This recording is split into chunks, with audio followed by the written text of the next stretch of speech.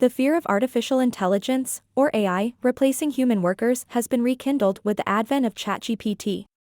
Some people are worried that artificial intelligence, or AI, will take over jobs that humans usually do. However, experts say that ChatGPT and other AI technologies are still developing, and it will take at least 7 to 10 years for them to impact the job market for next-level roles.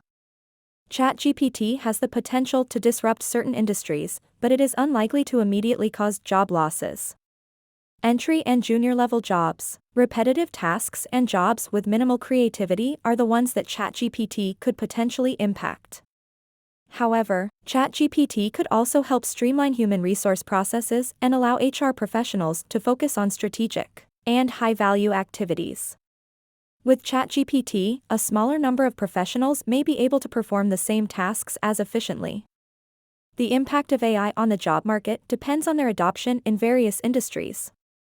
Jobs that require simple tasks to be actioned may get impacted, but jobs that require advanced human skills such as creativity, innovation, empathy, critical thinking, etc., will not be impacted.